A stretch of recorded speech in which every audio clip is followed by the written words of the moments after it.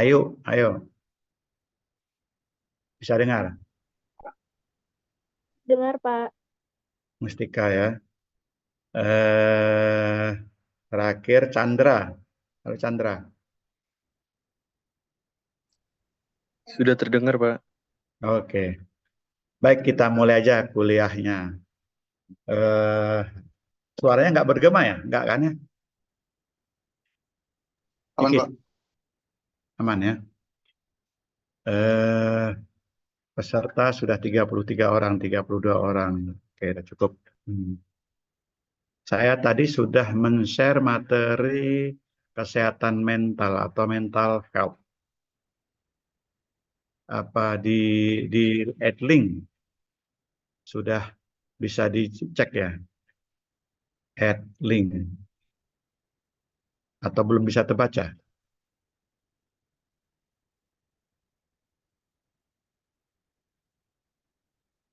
Oke, oke. Kalau sudah bisa, alhamdulillah ya. Kita mulai saja materinya yaitu kesehatan mental. Kalau kemarin kita ulang sedikit lah yang kemarin yang terakhir ya tentang eh, promosi kesehatan. Jadi promosi kesehatan itu saya share screen.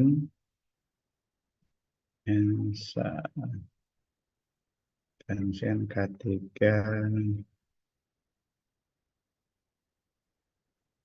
kesehatan mental, mental health, promosi kesehatan. Saya ulang sedikit yang kemarin, yang minggu lalu yang kesehatan mental, eh, promosi kesehatan.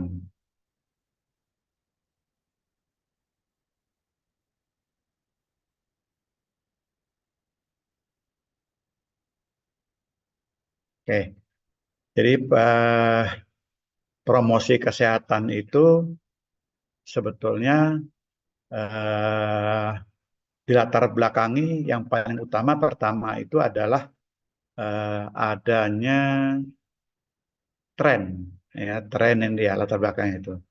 Dia latarnya atau belakang adalah lifespan atau harapan hidup, harapan hidup orang manusia itu. Jadi harapan hidup orang manusia itu eh, kalau di Jepang meningkat terus sekarang, tapi sekarang pada dasarnya meningkat terus, ya, meningkat terus. Cuma antara satu negara dengan negara yang lain itu sangat berbeda. Ya. Biasanya, pakai biasanya, negara maju itu lebih cepat, harapan hidupnya lebih panjang. Contoh Jepang ini, harapan hidupnya masih panjang. Nah, harapan hidup masih panjang itu eh, di latar belakangi biasanya akibat dari kesehatan. Orang meninggal nggak meninggal tuh didominasi oleh kesehatan. Walaupun ada juga bukan faktor kesehatan. Orang meninggal kecelakaan itu tidak ada hubungannya dengan kesehatan. Kalau kesehatan. Tapi umumnya orang meninggal tuh ada kaitannya dengan kesehatan. Nah, kesehatan, nah ini contoh di Jepang itu ada berita mengatakan bahwa ada orang pertama kali jumlah warga Jepang di atas 90 tahun itu mencapai 2 juta. Lebih banyak yang ulang tahun itu. Itu dari berita itu. Nah, kalau tahun 2004 itu hanya 1 juta orang, tapi 2017 sudah 2 juta orang. Banyak. Artinya itu harapan hidup orang di Jepang itu makin lama makin panjang. Nah, yang membuat orang itu kesehatan itu sehat, ya kan, dipengaruhi oleh 4 faktor ini. Nah, faktor individual, kesehatan mental, genetik, dan sosial ekonomi. Nah, ini faktor-faktor yang berpengaruh terhadap kesehatan orang. Ya. Nah, besarnya kontribusi itu yang didominasi oleh lifestyle atau gaya hidup, sisanya heredity atau keturunan, faktor lingkungan, dan lain-lain. Faktor eh, kesehatan, faktor kesehatan ini. Nah, lanjut, ini kontribusi berbagai penyakit, eh, kontribusi berbagai penyakit terhadap faktor kesehatan tadi. Misalnya gaya hidup, lingkungan, keturunan. Nah, ini Pak ini. Kalau penyakitnya AMI itu ya ini yang paling utama lifestyle. Kalau diabetes mellitus itu dipengaruhi oleh keturunan. Nah, inilah kira-kira tadi itu eh, tentang kesehatan, promosi kesehatan. Nah, ini yang melatar belakangi utamanya ya orang orang tidak kesehatannya kurang itu pertama yang paling dicek itu adalah malas gerak atau mager bahasa singkatannya itu. Gerak. Jadi orang malas gerak itu yang repot. Nah, ini contohnya. Orang mengetahui malah orang malas gerak diketahuinya bukan gara-gara ada sensus orang bergerak, enggak. Jadi yang dicek itu adalah automobil register. Kendaraan bermotor yang dicek itu meningkat jumlahnya, berarti orang jarang bergerak, berkurang bergeraknya. Nah, itu dasarnya itu pakai data sekunder ya. Juga intake of energinya tinggi. Nah, intake of energinya tinggi itu intake of energi itu artinya mengambil energi atau memakan makanan. Makan itu energi karbohidrat. Orang makan karbohidrat itu banyak. Nah, itu intake daripada energi. Ya, intake energi. Atau fat sama ya. Intake energi atau fat.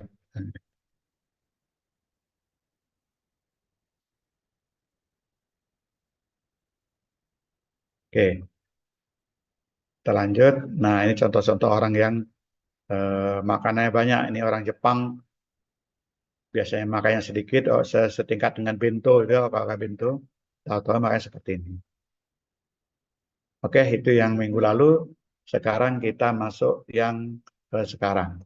Sekarang itu materinya adalah promosi kesehatan. Dari itu promosi kesehatan. Yang kedua adalah mental health. Ini pertemuan kita sampai nanti jam 9.30. Nah, saya jam 9.30. Ini saya share screen ya. Saya share screen. Oke, mental health atau kesehatan mental.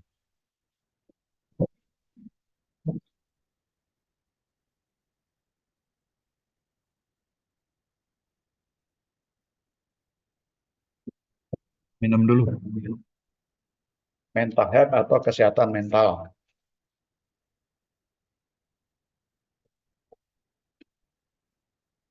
Eh, Sebetulnya kesehatan mental itu apa sih? Nah, kan gitu ya.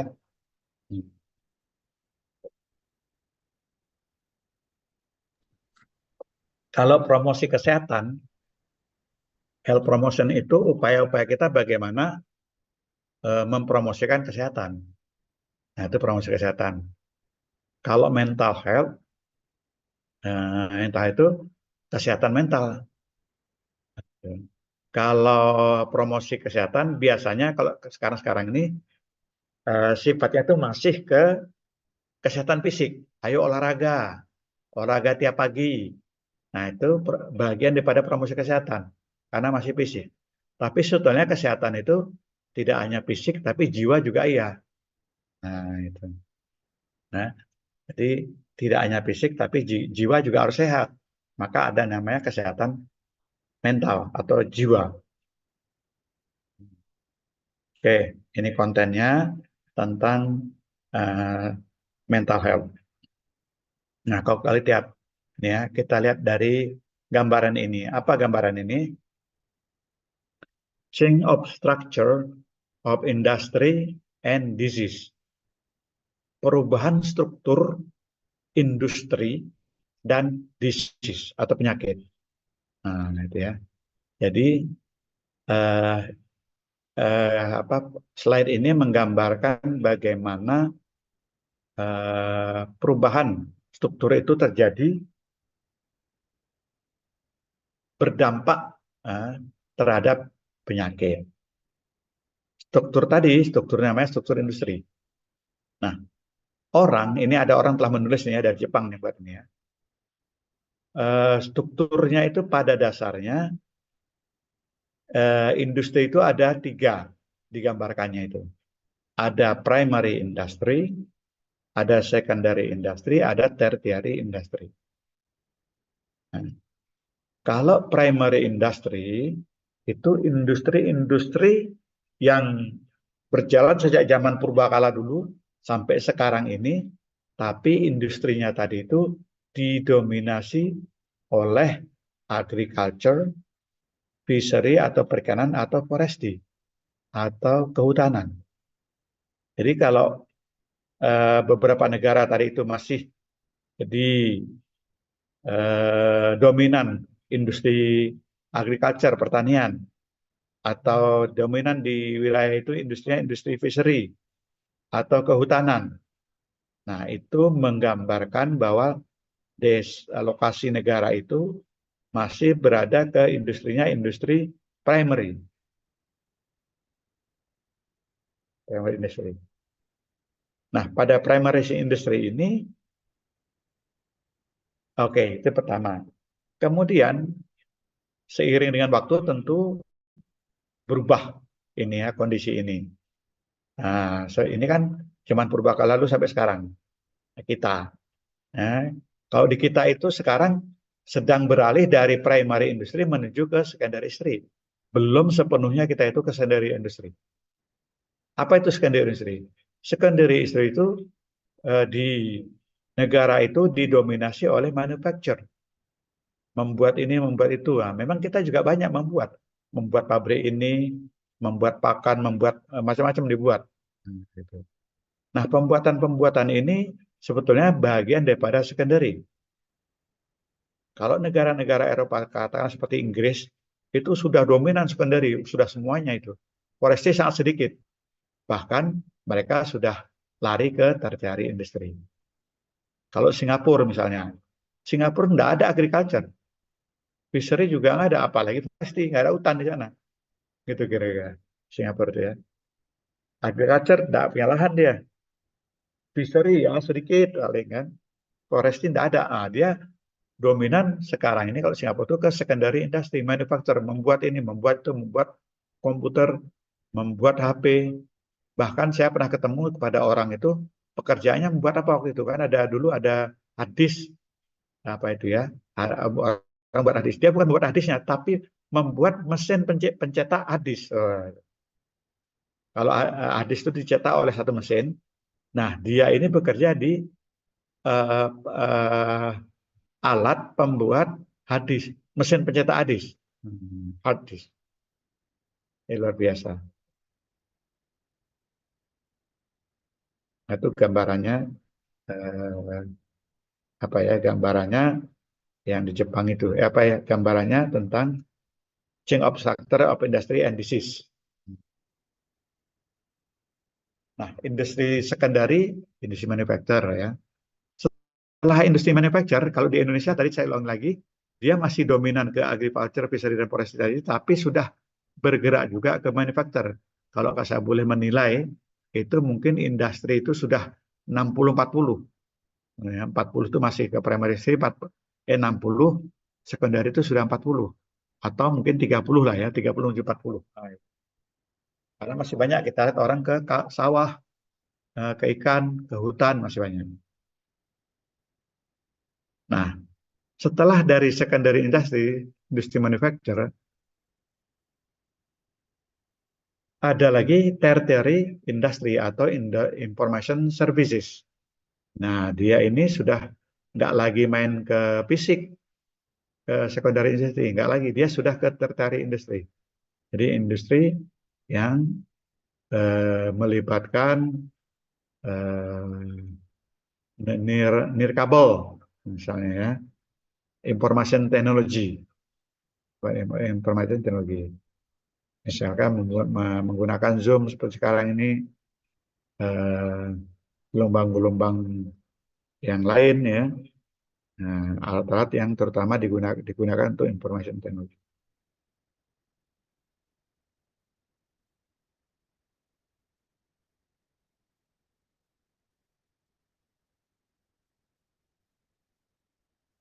Ya, jadi kembali lagi tertiary industry itu kaitannya dengan persoalan industri information services, industri yang mencakup dengan IT. Sebagai contoh misalnya itu ya, banyak pabrik sekarang, pabrik minyak kelapa sawit itu ditaruh di Indonesia. Mungkin pemodalnya bukan orang Indonesia, yang punya modal utama mungkin orang dari Eropa. Orang dari Eropa. Jadi mereka menanamkan modal aja di Indonesia atau membuat pabrik di Indonesia, tapi hasilnya nanti dibawa ke Eropa. Jadi kalau industri itu ada, kemudian dia mengeluarkan limbah, limbahnya nggak ada di Inggris, limbahnya ada di Indonesia. Tapi uangnya dikirim ke Inggris atau ke negara-negara Eropa.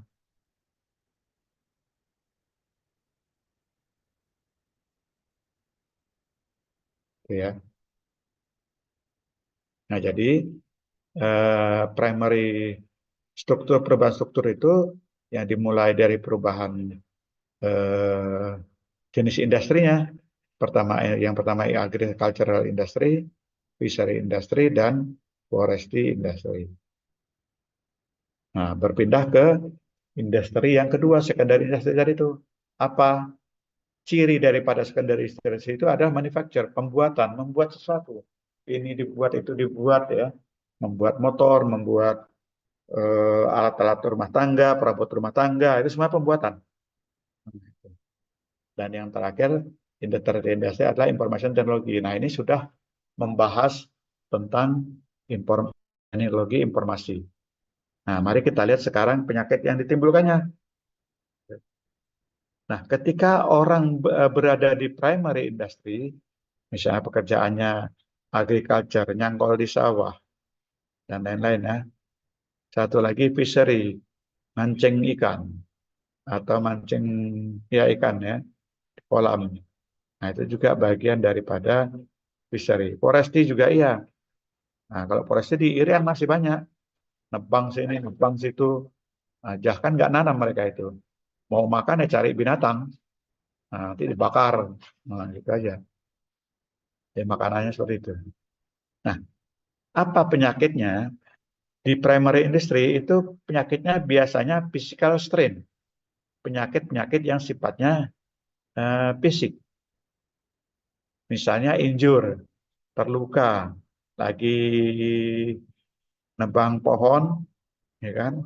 Eh, pohonnya nggak bersahabat. Akhirnya sudah dirancang jatuh pohon itu ke kiri, dia ke kanan.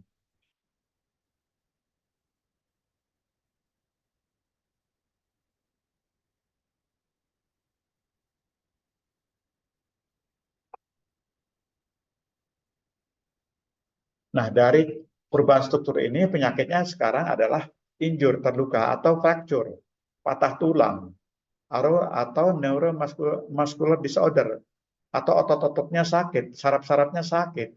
Kenapa? Tadi habis mikul banyak, berat, beban berat. Nah, dia. Jadi penyakit-penyakitnya itu injur, fracture, neuromuscular disorder, dan lain-lain. Nah, lanjutnya apa yang terjadi ketika negara itu didominasi oleh secondary industry atau pembuatan manufacturer, maka penyakit-penyakit yang akan muncul seperti ini. Lumbago, digestive ulcer, coronary heart disease.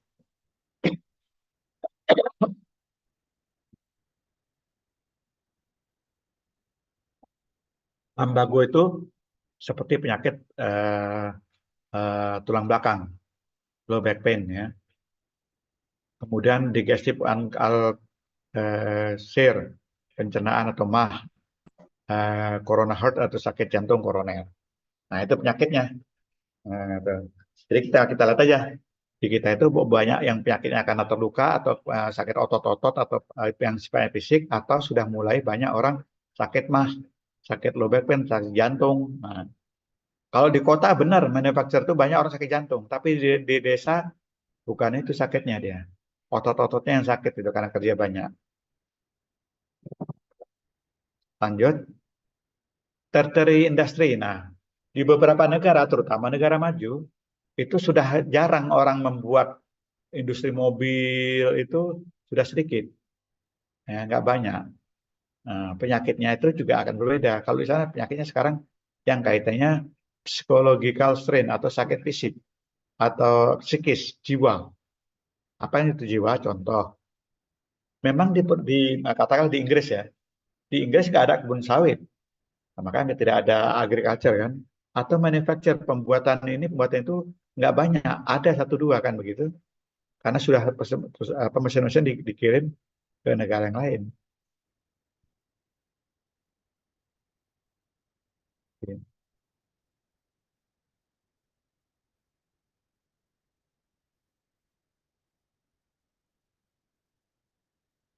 Nah, ketika orang sakitnya itu industri-industrinya ditaruh di negara-negara berkembang misalnya seperti Indonesia, tapi kan dia ngontrol dari Inggris atau dari Perancis atau dari manalah Jerman sebagai sumber daya.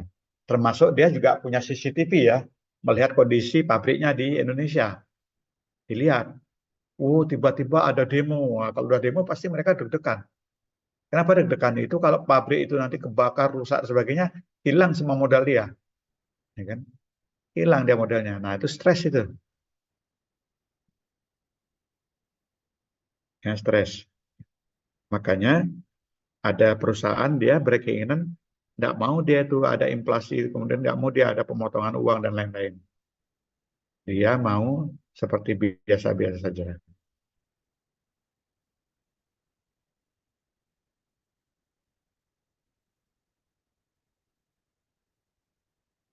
Nah, inilah dia. Di tertiary industry penyakitnya juga ada berbeda, namanya eh, psychological strain. Penyakitnya yaitu psikosomatik atau depresi, stres atau depresi. Nah, itu sakitnya itu dia. Nah, stres atau ya itulah dia itu ya. Penyakit-penyakit yang sifatnya kejiwaan. Nah, stresnya kenapa? Ya tadi ada demo misalnya kan di pabriknya. Pabrik dia orangnya di Inggris, dicek di pabriknya, waduh ada demo nih. Kalau lihat dari CCTV-nya udah ketakutan itu, ketakutan sekali.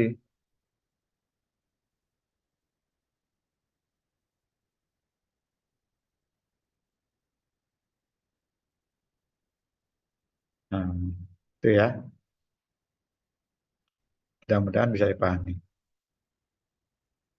Nah, jadi kalau ada pertanyaan, misalnya eh, struktur industri itu seperti apa, hubungan Anda struktur industri dan penyakit, nah inilah dia jawabannya. Hubungan antara struktur industri, perubahan struktur industri, dan akan berubah juga tentang penyakit yang ditimbulkannya. Oke, sampai sini ada pertanyaan? Saya sambil istirahat. Ada pertanyaan enggak?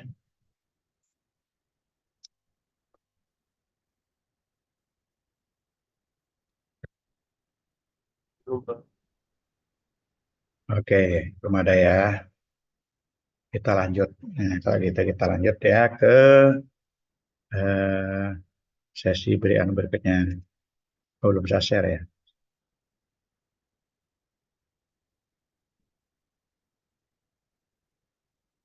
Lanjut. Nah, ini tadi perubahan struktur industri dan penyakit. Nah, ini sudah nampak dari sini nih bahwa kesehatan mental atau mental health itu perlu dijaga dari tertiary industri ini. Nah, ini Pak, saya ingat itu ya tahun saya ke Jepang itu ke Jepang saat kuliah pelatihan ini itu tahun 2007. Nah, itu di ketika saya itu kuliah tadi itu diundang profesor dari Amerika yang dia sudah namanya Profesor Messi. Nah, dia tuh ngomong tentang mental health ini, kesehatan mental, bagaimana kesehatan mental itu bisa dilaksanakan di Indonesia. Meskipun ya apa yang stres itu nggak banyak di Indonesia itu. Lebih banyak sekarang masih yang sakit physical strain karena akibat primary industry. Kalau yang agak yang sedang-sedang ya secondary industry yang penyakit manufacturer, penyakit low back pain, mah, sakit jantung dan sebagainya.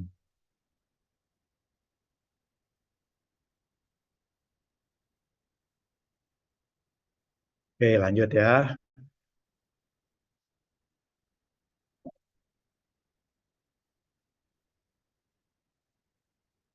Nah, ini current situation and trend in working place and working life. Jadi, kondisi, situasi dan kondisi serta kecenderungan di tempat kerja dan di eh, working life, kehidupan pekerjaan. Pekerjaan seperti apa? Ini apa ya?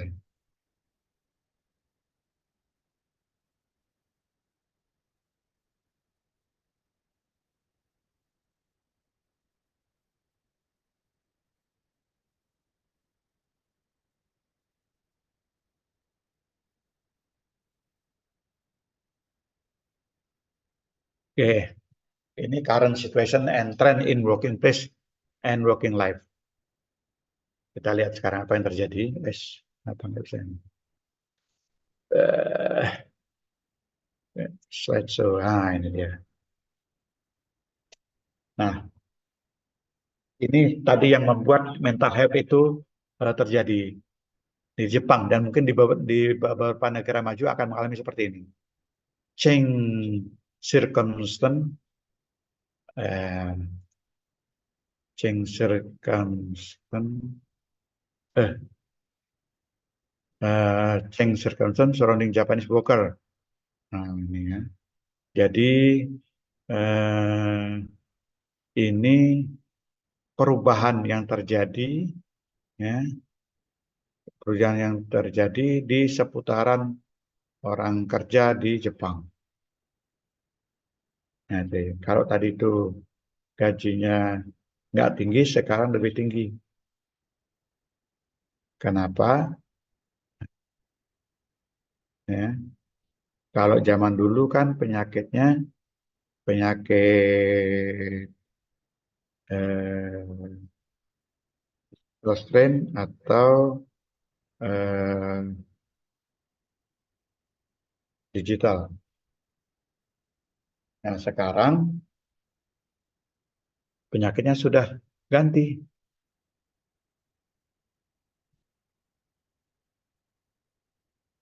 Oke, sebentar. Oke ya, ini jam berapa? 9.45. Eh, ini waktunya saya pakai anu nih, pakai Zoom yang murahan. 40 menit mati, 40 menit mati. Ini sebentar lagi mati deh. Lagi mati. Saya anu aja lah. Saya matikan sekarang. Habis itu nanti langsung kita nanti istirahatnya di 9 9.30 9.45 kita istirahat nanti. Jadi kita matikan dulu, ya matikan dulu baru lanjut langsung langsung buka lagi ya, langsung buka lagi. Link Zoom-nya bila perlu saya, oh ya saya kirim lagi link Zoom-nya. Ini saya matikan supaya kita dapat waktu 40 menit depan. Saya matikan supaya kita ambil lagi yang baru. Nanti bukanya melalui WAG sih.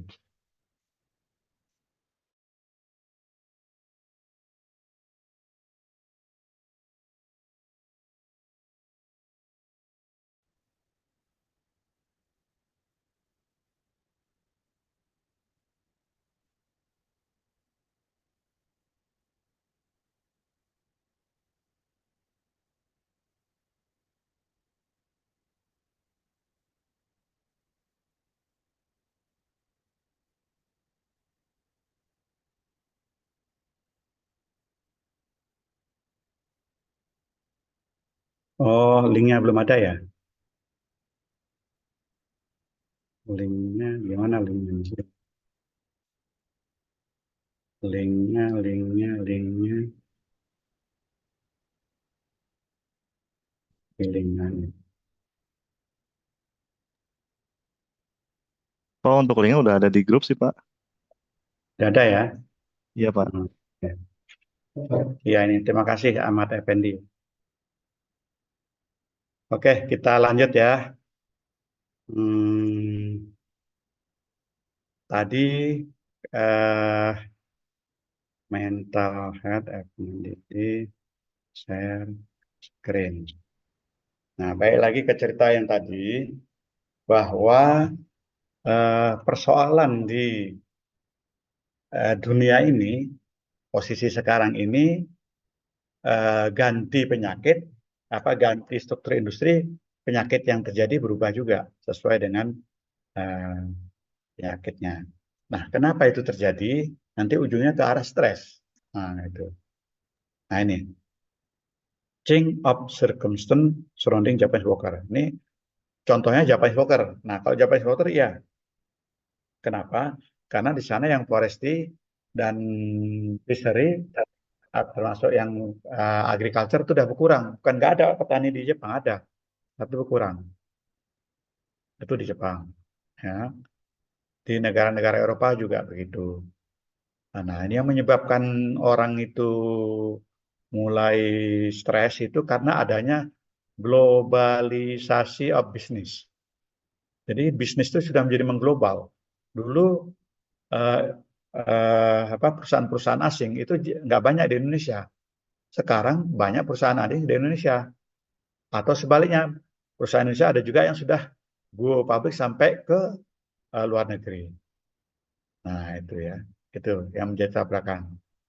Kedua juga sekarang ini di apa inovasi energi, teknologi, technical inovasi itu selalu dikejar-kejar. Contoh, zaman saya dulu menggunakan WA itu pakai BBM, BlackBerry Messenger. Sekarang BlackBerry Messenger tidak ada lagi. Cari HP yang ada BlackBerry Messenger, nggak ada lagi. Wah, dulu sebelumnya adanya Nokia. Nokia itu perusahaan apa itu ya? Nokia ya. Nah, itu. HP-HP Nokia itu. Ya, telepon pakai Nokia dan seterusnya. Berubah lagi. Termasuk yang di Jepang yang saya tahu itu ada orang Jepang itu yang saya kenal itu kerjanya di eh, perusahaan kamera apa? Lupa Nippon, kamera apa ya, Bang? Kamera lah, Pak ya, perusahaan kamera Jepang. Nah, itu. Sekarang perusahaan kamera Jepang itu sudah gulung tikar. Yang kameranya ya. Nah, itu kenapa? Kamera sudah nempel di HP sekarang. Nggak perlu lagi beli kamera. Dengan masuknya Samsung, perusahaan-perusahaan dari Korea. Nah, itu adanya inovasi. Inovasi jadi orang dikejar-kejar itu inovasi apa lagi. Zaman dulu waktu saya zaman kuliah dulu itu nelpon ke sana kemari pakai wartel. Nah, kan ke wartel itu warung telekomunikasi. Antri ya gitu ya. Mau nelpon itu antri. Nah, sekarang setiap orang punya HP. Jadi udah gara-gara ada inovasi itu. Mungkin yang belum ada inovasinya itu sampai sekarang itu film Star Trek. Nah, itu ya. Saya kalau ada film Star Trek itu paling suka. Nah, itu ya. Film khayalan itu ya. Jadi orang di sini berdiri di sini tiba-tiba bisa sampai nanti hilang dari sini, nggak usah pakai pergi pesawat, sudah tahu-tahu udah ada di Amerika nanti itu. Nah, itu. Ya, bahkan bisa sampai bukan ke Amerika. Kalau satu lagi, kalau filmnya film Time Tunnel, lorong lorong time waktu, lorong waktu. Lari ke time tunnel, orang berubah menjadi tahun lalu. Nah, itu. Atau khayalan-khayalan. Tapi kalau yang tadi misalnya berdiri di sini tiba-tiba hilang terus tahu-tahu sudah ada Singapura ya gitu. Nah, itu keren kalau ada itu. Nah, persoalan lain lagi, latar belakang yang lain lagi adalah social background.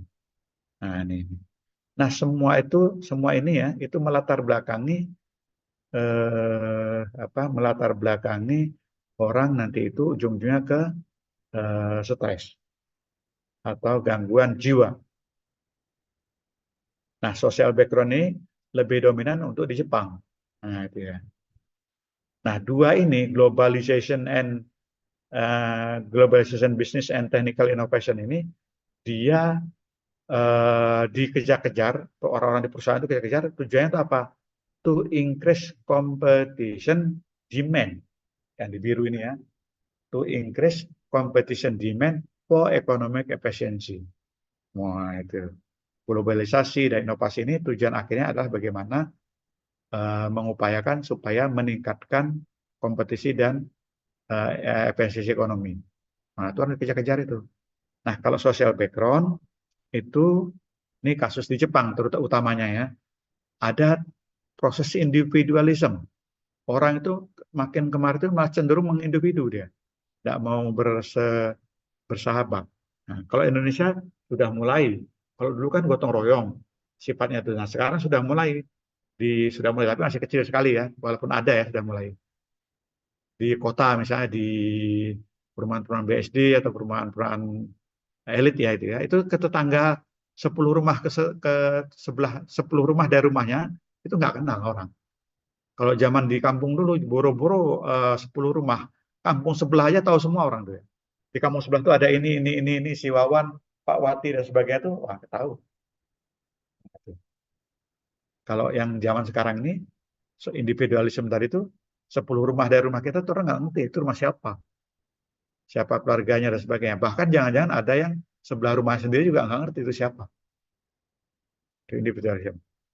Nah, increase competition demand for economic efficiency termasuk individualism ini itu akhirnya me, menuju mengarah kepada change in the workplace, perubahan di tempat kerja. Apa itu yang terjadi? Restrukturisasi atau downsizing, change of management system, increase management. Apa itu restrukturisasi? Nah, ini efisiensi tadi itu diupayakan seefisien mungkin. Apa efisien mungkin itu? Kalau tenaga kerja tadi ada 100, pangkas oleh mereka supaya jadi 50 saja. Sisanya gimana? Sisanya diganti pakai robot. Kalau di industri ya, pakai robot. Dengan adanya robot, diharapkan robot itu bekerja dengan baik. Jadi yang bekerja itu orang-orang yang memang belum bisa dikerjakan dengan robot. Jadi nggak pakai manusia lagi. Angkut barang dari satu titik ke titik yang lain. Kalau pakai manusia capek, perlu tenaga energi. Nah, tapi kalau pakai mesin, gampang, murah. Bahkan kalau pakai mesinnya nggak apa ya, nggak teriak-teriak, udah sakit, nggak kuat, nggak ada dia. Dia yang teriak-teriak kalau udah mesinnya rusak aja, dia minta diperbaiki gitu aja kalau pakai mesin. Tapi kalau zaman dulu angkut barang misalnya dari satu titik A ke titik B itu diangkut pakai manusia, nggak pakai geledekan, nggak pakai alat. Enggak.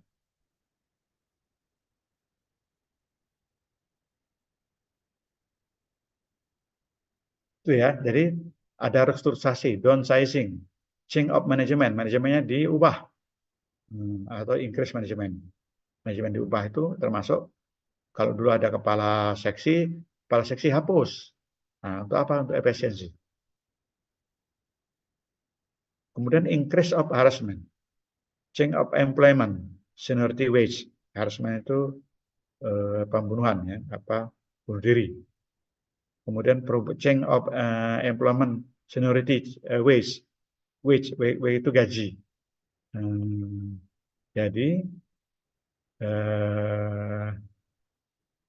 biasanya, ya ini biasanya ya, makin tua orang makin senior kan begitu ya, dan gajinya makin tinggi. Nah ini kadang kesenioran itu bisa dihapus juga. Ya, kenapa? Anak muda ini anak muda itu sudah pintar dia, nah, itu ya, sudah pintar mengalahkan orang-orang senior yang sudah lama bekerja, karena dia mempunyai kemampuan. Contoh misalnya, kalau Anda pergi ini di industri musik, dulu industri musik kan pakai band, ya jumlah pakai alat-alatnya luar biasa. Nah sekarang nggak perlu pakai orang laki yang rambutnya gondrong, yang kadang ada mabuk dan sebagainya. Ini cuma pakai cewek biasa aja, main drum bisa dia pakai elektrik, drum elektrik ya, gampang. Jadi memang pukulannya juga berbeda, tapi berbedanya ya tidak berbeda sekali ya. Jadi change of employment and seniority. Kemudian achievement based on the work pekerjaan ya. Jadi ke depan ini nanti ya pada tahun ke depan itu gaji seorang itu bukan didasarkan atas seniornya. Makin senior dia makin tinggi gajinya, enggak begitu. Di Indonesia masih gitu ya, pangkat-pangkat orang itu 3A, 3B, 3C, 3D itu naik-naik begitu, masih seperti itu. Tapi pekerjaannya sama aja. Itu aja yang kerjakan. Di kelurahan misalnya, kerjaan ngetik ya. Itu kalau yang nggak jadi Pak Lurah, dia ngetik kayak terus itu ya, tiap hari.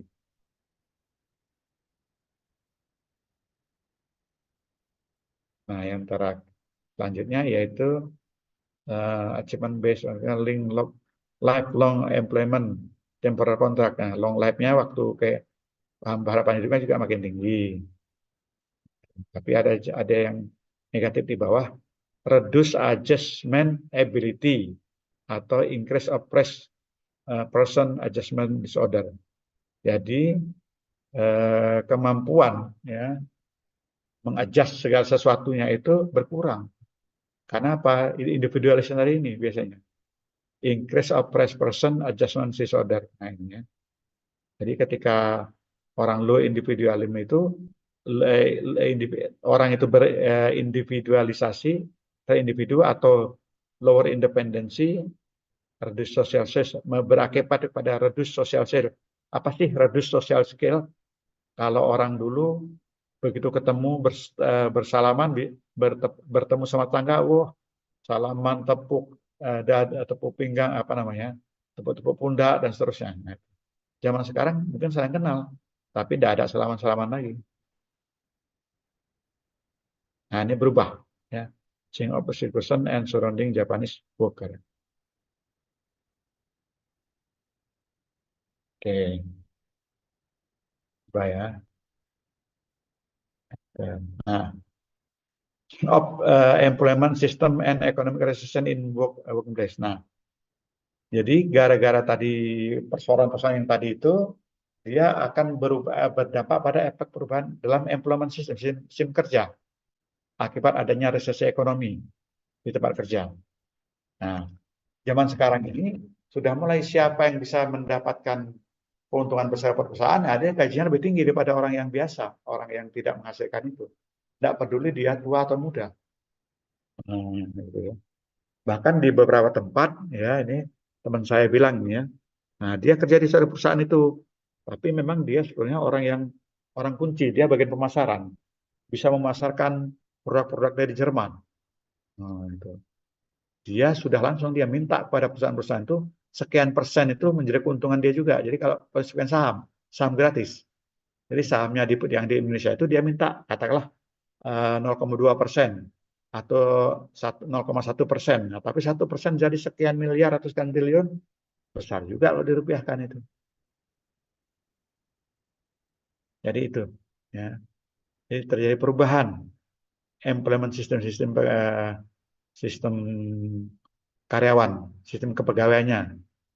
Nah, ini juga contoh lain lagi dengan perubahan seperti ini, karyawan dikurangi. Nah, itu karena yang kuliah di misalnya seperti contohnya perguruan tinggi ya, perguruan tinggi. Nah, kalau mau efisien, karyawan dikurangi.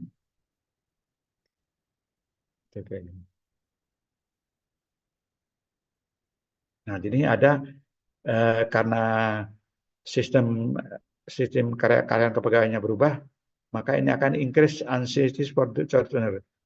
Meningkatnya kecemasan untuk mencari pekerjaan. Karena tiap 3 tahun sekali kontraknya harus perbarui. Tiap 3 tahun sekali kontrak perbarui. Nah, ini kan kita kadang-kadang nggak tahu. Ya, kita nggak tahu itu apakah bisa bekerja dengan baik apa tidak ya orang itu untuk diperbarui kontrak. Ketika kontrak diperbarui kan mau tak mau akan dicek kemampuan dia bekerja lagi. Kemudian increase telah meningkatkan quantitative workload, pekerjaannya telah meningkat atau terjadi work stress. Jadi pekerjaan-pekerjaan tadi yang menyebabkan orang mengalami stres atau increase maladjustment case or burnout case. Nah, ini panas nih. Nah, burnout itu kira-kira panas dari jiwa. Sama-sama kerja di situ, sama-sama gajinya, sama masuknya, bahkan sama dari kampung yang sama, tapi begitu pekerjaannya sama, apa yang semua gajinya berbeda. Nah, ini masalah itu. Makanya kadang ada orang digaji, tapi ketika digaji ada syaratnya. Syaratnya apa? Jangan bilang-bilang pada teman yang lain, walaupun nanti dikasih tahu juga. Nah, gitu ya. Tapi dari perusahaan tuh nggak boleh kasih tahu.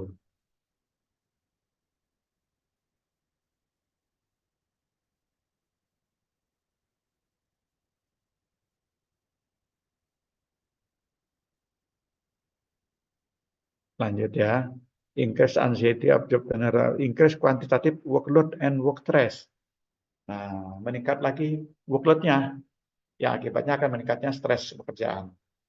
Beban kerja makin meningkat. Kenapa? Orangnya dikurang-kurangi tadi kan. Oh, cerita yang tadi itu orangnya dikurang-kurangi. Nah, biasanya sistemnya itu dibuat seperti ini. Nah, ini yang terjadi di Telkom. Hmm. Pegawai ada 100 misalnya itu. Nah, 100 itu mungkin yang dikeluarkan 25. Ya, 25 dikeluarkan. Nah, dengan dikeluarkan 25 orang, nah ya, perusahaan itu bisa menaikkan gaji sedikit kepada pegawai. Nah, dari mana uangnya? Uangnya dari orang yang dipensiun tadi itu. Harusnya untuk gaji, ini digaji juga, tapi pada orang lain. Orang lain yang ada di situ ditambah gajinya. Ditambahnya tidak sama seperti yang dikeluarkan orang itu, enggak. Itu. Mungkin sedikit saja yang ditambahkan. Tapi pekerjaannya double.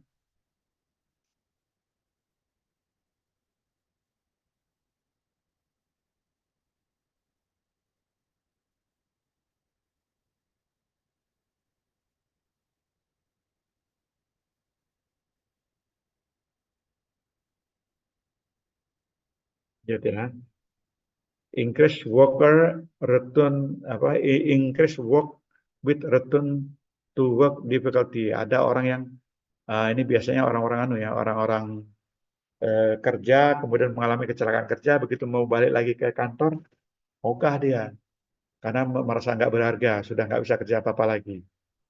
Nah itu kalau orang Indonesia dikasih balik kantor, alhamdulillah walaupun nggak kerja nggak apa-apa, yang penting terima gaji kan gitu. Nah itu beda ini. Lanjut. Increase suicide due to economic recession. Meningkatnya orang yang suicide, bunuh diri.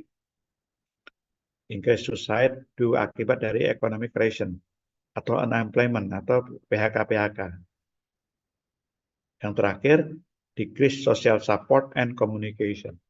Karena dia terlalu sibuk, individualism, dia skillnya untuk berkomunikasi, ngobrol itu udah berkurang. Karena emang juga nggak ada dukungan dari masyarakat. Nah ini gambaran bagaimana worker with anxiety, work and stress. Jadi orang itu bekerja, kemudian punya kekhawatiran untuk nggak bisa kerja lagi, itu tinggi. Ini contoh tahun 87, 92, 97, 2002. Ini tiap 5 tahun itu dianalisa ya. Tiap 5 tahun ini dianalisa oleh satu tim orang Jepang sana ya. Nah itu. Work with anxiety, worry, and stress. Jadi orang tuh tiap tahun ternyata mula-mula itu takut dengan stresnya cuma 55, 57%. Tahun 97 naik 62, 61. Jangan-jangan nanti sini naik lagi tuh yang 2007, 2004. Jadi naik di anxiety itu. Kenapa naiknya tadi?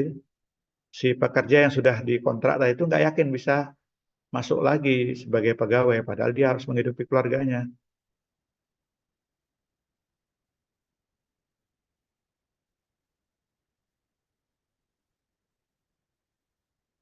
Oke, itu ya.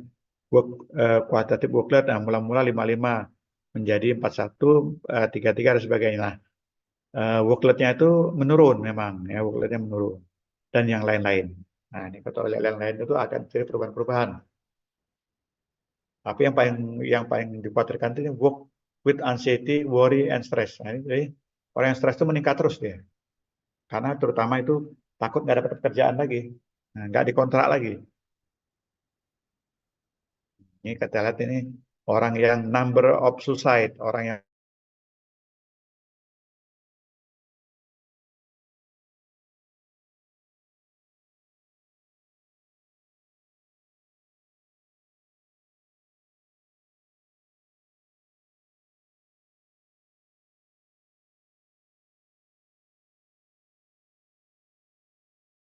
suspected cause of the change. Perubahan tadi itu siapa sih yang disuspek? Nah, yang coba ini.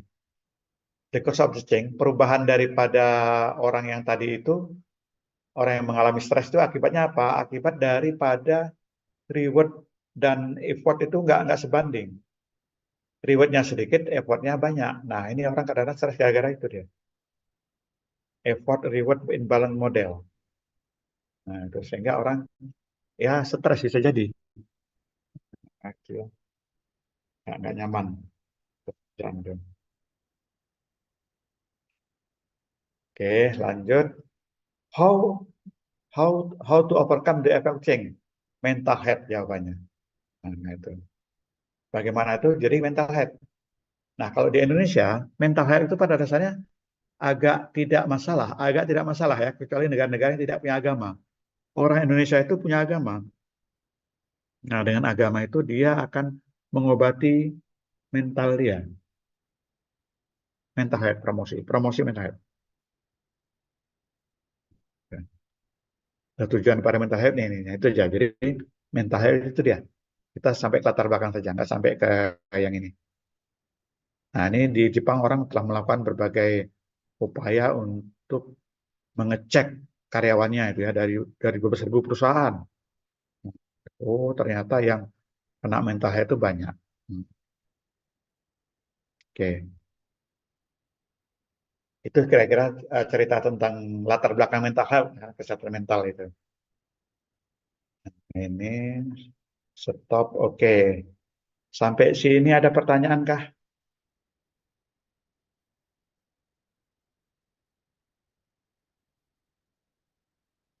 Silakan, ada yang mau tanya?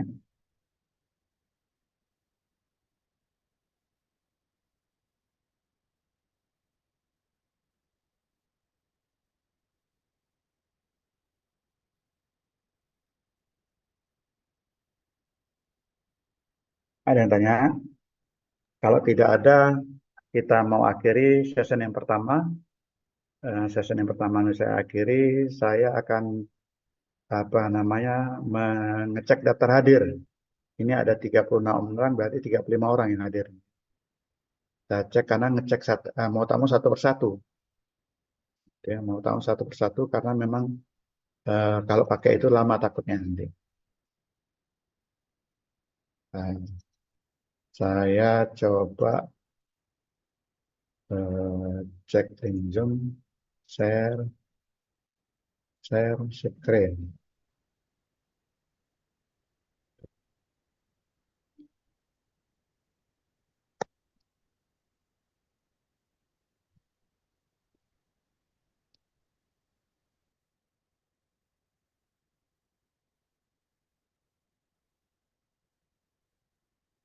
Oke, saya cek satu persatu ya, karena khawatir nggak bisa nanti nggak bisa 36. Tadi 36 mahasiswa kita ada tahu pas. Harusnya ada semua harusnya.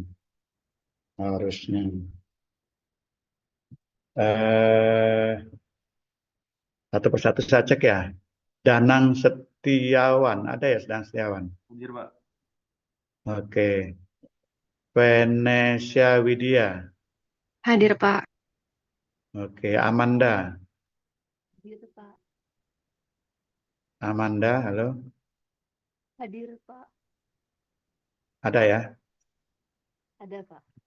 Feby Evandina. Hadir, Bapak. Putri Juhrotul Uzla. Halo Putri.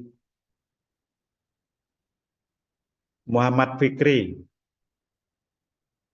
Hadir, Pak. Oke. Wulan Andini. Riko Dimas Pratama. Hadir, Pak. Teresia Pania Kasih. Hadir, Teresia. Pak. Oke. Muhammad Ramadan. Hadir, Pak. Nur Aulia Rahman. Hadir, Pak. Muhammad Akil. Hadir, Pak. Ilmi Haidar. Hadir, Pak. Rizky Subagja, Hadir, Pak. Julia Agustina tadi izin. Hadir, Pak. Mars, oh Hadir, kamu Pak, tadi, saya. oh hadir ya tadi. Kok ini siapa nih? Oh Yulianti, sorry. Yang haji itu Yulianti. Marsha Rohadatul, Hadir, Pak. Ahmad Effendi, Hadir, Pak. Muhammad Gama, Hadir, Pak. Mega Koirunisa, Hadir, Pak. Mauriel, Hadir, Pak. Regiska Kurnia, Hadir, Pak. Fauziah, Hadir, Pak. nggak ada. Ah, hadir. Yulianti, ini tadi yang Hadir. izin. Yulianti hadir? Izin tadi. Maulana, Hadir, Pak. Muhammad Fakri Baihaqi, Hadir, Pak. Hilmi Dafa, Hadir, Pak. Muhammad Rizky Maulana, Hadir, Pak. Royson Hasi Holland, Hadir, Pak. Chandra Trikusuma, Hadir, Pak. Stiko tadi ada, Fadilah, ada Hadir, Pak. Rifda, Wahyu, Kofifah Nikmatul Hasanah, Hadir, Pak. Anissa Sinta Nabila. Hadir, Pak. Terakhir sekali lagi, Nggak bisa. panggilan terakhir itu Putri Zuhratul Uzlah. Putri? Oke ya, ini kita sudah selesai simpan presentasi. Waktunya juga udah hampir 3 menit lagi. Ini 9.50. Kita nanti mulai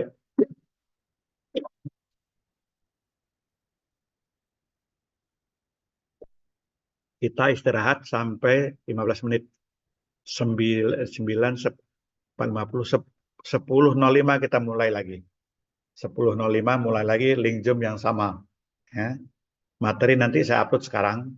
Materi berikutnya saya upload sekarang. Nanti silakan dibaca-baca lagi ya. Saya tutup dulu. Ya. Kita istirahat 15 menit dan dibuang ke sungai. Nah, harus ada misalnya pH-nya 7, TSS-nya total suspended solidnya misalnya 80 mg per liter, BUD-nya 50 mg per liter, COD-nya 100, itu hanya misal. Nah, itulah baku mutu. Nah, standar, OHS standar juga ada. Misalnya, barang sederhana dari itu, kalau orang berada di satu ruangan, ya kan? Bekerja di satu ruangan itu dia menggunakan benzen, misalnya. Pertanyaannya, berapa konsentrasi benzen yang ditolerir berada di ruangan itu? Orang biasanya kalau, ya gitu ya, berapa konsentrasi benzen yang ditolerir, yang dibolehkan di ruangan itu? Kenapa ada pertanyaan yang seperti itu? Kenapa ada pertanyaan berapa yang diizinkan? Karena ya bagaimanapun juga kalau kita bekerja dengan benzen, pasti di ruangan itu akan ada konsentrasi benzennya. Sama seperti kalau kita berada di pom bensin. Begitu kita pom bensin atau bahan bakar, begitu kita ngisi bahan bakar, mau tak mau sedikit daripada uap bahan bakar itu kecium sama kita. Nah, itu. Sulit nggak ada itu enggak. Pasti ada keciumnya. Nah, pertanyaannya berapa konsentrasi toluen? Berapa konsentrasi silen? Berapa konsentrasi zat-zat yang berbahaya tadi itu yang diizinkan yang berada di ruangan itu. Nah, itulah yang namanya occupational health and safety standard. Berapa standar yang diizinkan itu?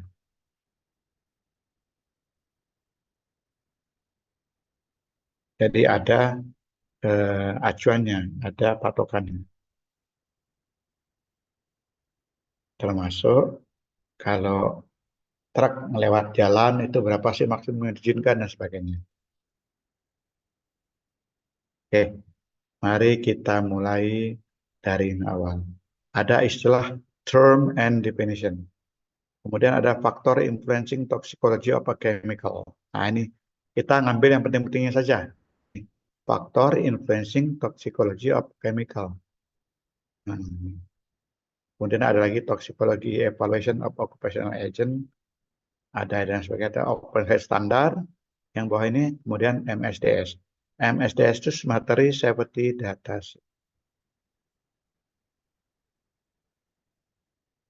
Kita mulai dari yang pertama, term and definition.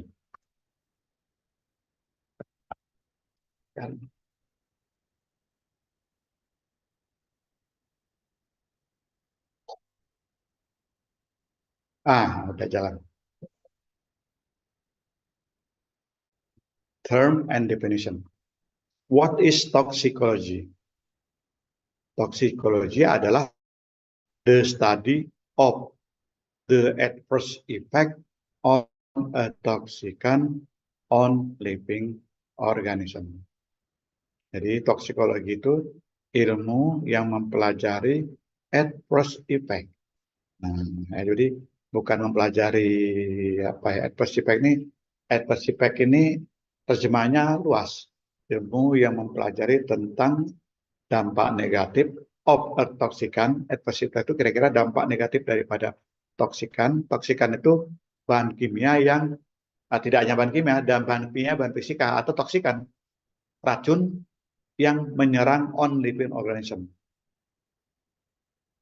Jadi studi yang mempelajari tentang efek atau dampak negatif of a toxican on living organism. Kira-kira begitu definisi.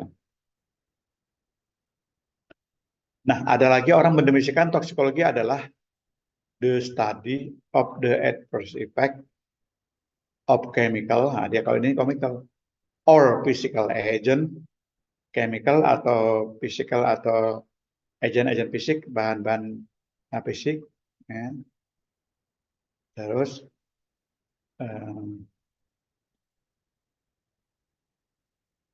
ya belum. Ya, jadi the study of adverse effect of a chemical or physical agent on living organism. Oke, lanjut ya. Pertanyaannya, what are the adverse effect toksikan living organism? Nah, kan tadi disebut ya di sebelumnya tadi ini yang mempelajari adverse effect, toksikan dan living organism. Nah, sekarang dijelaskan apa itu adverse effect. Adverse effect itu adalah any change from an organism normal state, any change. Jadi segala perubahan yang mungkin terjadi pada kondisi normal organisme. Berikutnya lagi, depend on the concentration of active compound at the target site for a sufficient time. Jadi adverse system itu tergantung daripada konsentrasi dari active compound, bahan-bahan yang aktif at the target site or a sufficient time. Jadi bahayanya daripada toksikannya tadi itu untuk konsentrasi active compound pada target set of sufficient time. Jadi saya ulangi lagi, yang namanya adverse effect itu segala macam perubahan dari keadaan normal. Tapi yang dimaksud perubahan sini perubahan yang negatif. Nah itu ya, perubahan negatif toksin. Lebih utamanya itu ya, perubahan-perubahan yang sifatnya negatif.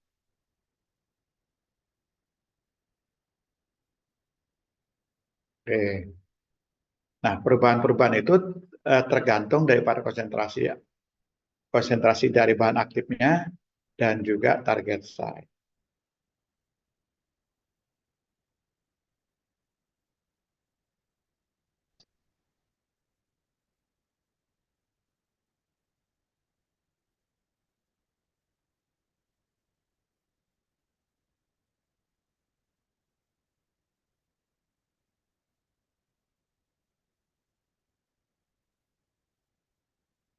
Oke, lanjut ya. Yang berikutnya adalah toksikan. Apa itu toksikan? Toksikan itu poison, racun. Nah, jadi racun itu didefinisikan sebagai any agent capable of producing a deleterious response in a biological system. Jadi yang namanya toksikan atau racun itu segala macam agent atau bahan, bisa bahan kimia atau bahan fisik, ya, yang dapat memproduksi tidak hanya bahan kimia dan fisik, tapi termasuk ucapan itu pun juga toksik pada racun atau bullying. Nah, itu ya. Itu racun juga pada dasarnya itu. Racun tidak beranu, racun hati itu.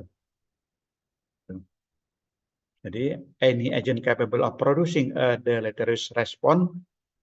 Jadi kalau dia itu memberikan efek negatif yang mengakibatkan responnya itu hilang dalam satu sistem biologi, nah itulah dia racun. Racun itu adalah semua agen yang atau toksikan yang bisa mengakibatkan respon hilang di dalam sistem biologis. Respon hilang apa misalnya? Disuntik kebas. Suntik kebas itu begitu tangan kita pegang-pegang dia nggak terasa apa-apa. Nah itu racun sebetulnya suntikannya tadi itu. Suntik kebas. Suntik gigi. Ternyata setelah disuntik kita udah nggak ngerasain apa-apa lagi. Nah itu juga bagian daripada racun sebetulnya itu.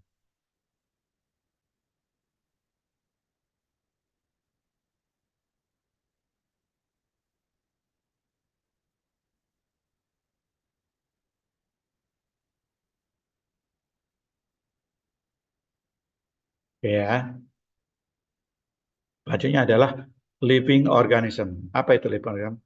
Living organism a sac of water with target site, storage deposit, and enzyme. Makhluk hidup living organism itu, ya, with water with a target site, ya. Target site itu tempat-tempat yang memang bisa menyebabkan terikatnya si toksikan ke dalam jaringan tubuh kita, storage deposit, and enzyme. Nah, itu yang namanya living organism. Atau makhluk hidup. Yang gampang sederhana itu makhluk hidup. Living organism itu makhluk hidup. Nah, di sini disebut lagi what are poisoning substance. All substance are poison. Nah, menurut teori ini all substance are poison. Semua bahan itu poison, termasuk air juga berarti substance poison. Ya tentu yang dimaksud poison itu kalau air tadi itu kalau dia minumnya kebanyakan.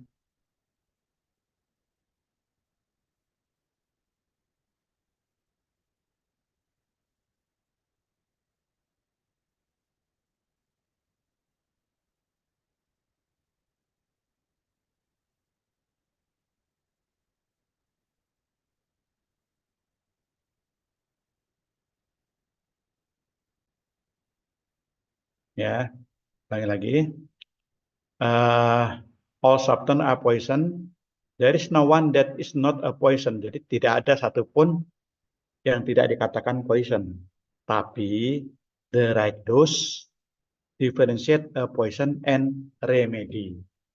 Nah, the right dose, dosen yang tepat itu akan membedakan suatu poison dan bagaimana meremedinya, bagaimana dia diperbaikinya atau disembuhkannya. The right dose differentiate a poison and a remedy. The right dose itu membedakan dosis ya. Kalau kita keracunan tadi itu, ya kan? The right dose membedakan satu poison dan bagaimana dia bisa disembuhkan. Dosisnya itu tergantung daripada poisonnya. Lanjut ya.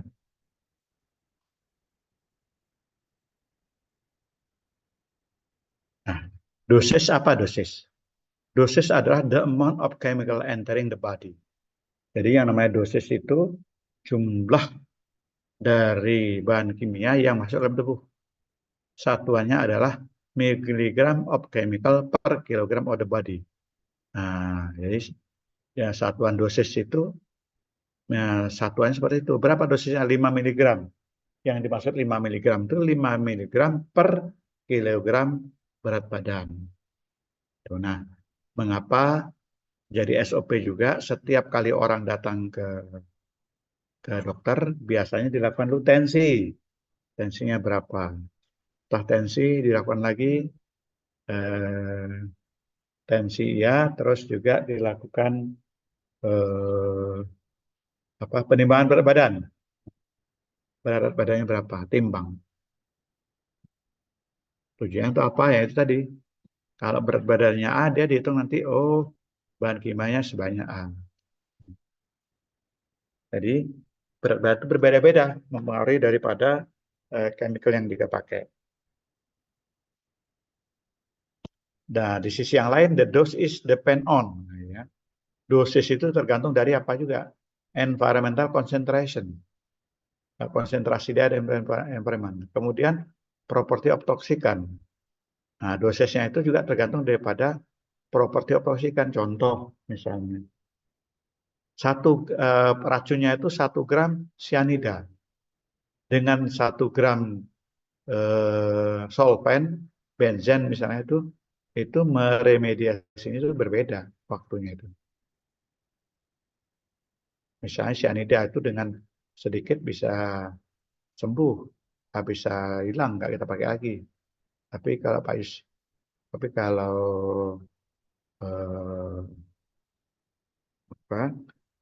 toksikannya itu the property of toksikan misalnya ada 2 tadi ya, cyanida dengan solvent kloroform misalnya itu. Nah itu bahaya cyanida. Kalau cyanida 1 mg ketelan, orang meninggal langsung di tempat. Tapi kalau kloroform belum. Nah itu dia masih ya berbuih-buih lah mulutnya gitu. Juga yang berikutnya adalah the frequency of exposure. Lamanya dia kena atau terpapar dengan bahan kimia ini. Kemudian the length of exposure, waktunya, panjangnya. Dia terpapar, tapi berapa lama dia terpapar? Nah, itu pengaruh. Dan terakhir, the length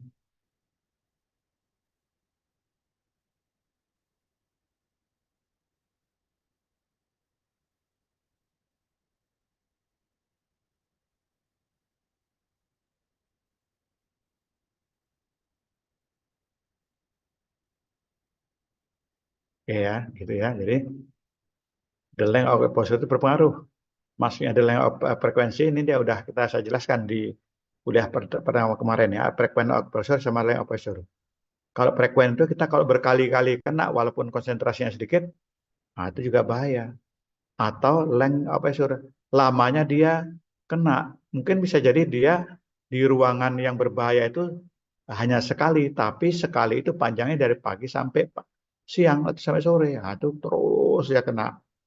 Tapi sekali kenanya. Nah, itu ya kena di pabrik kimia. Kalau di pabrik kimia yang lain,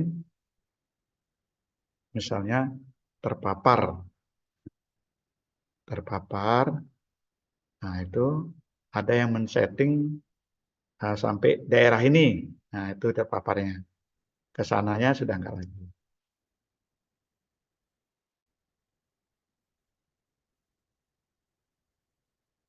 Oke, lanjut ya.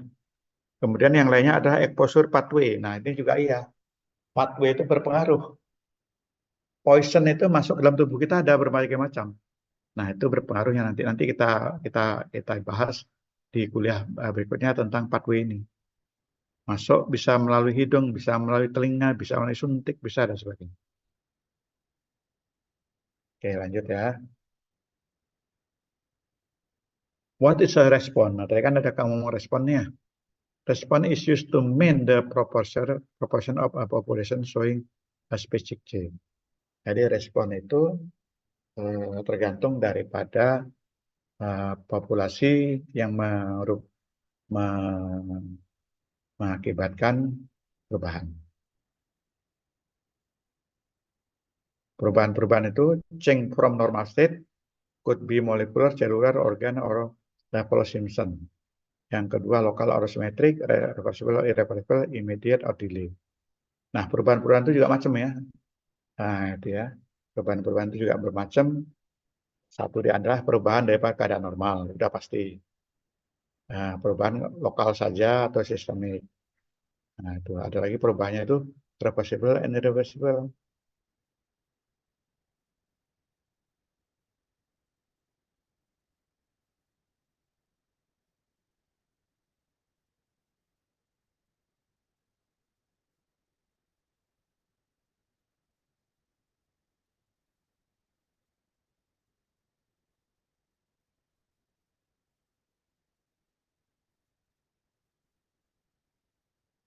Oke, lanjut ya.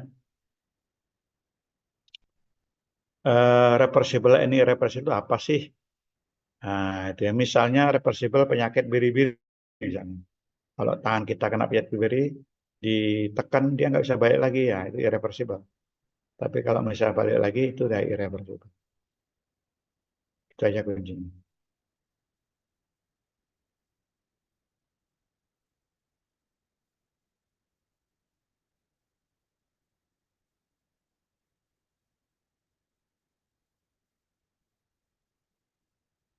Oke, lanjut ya.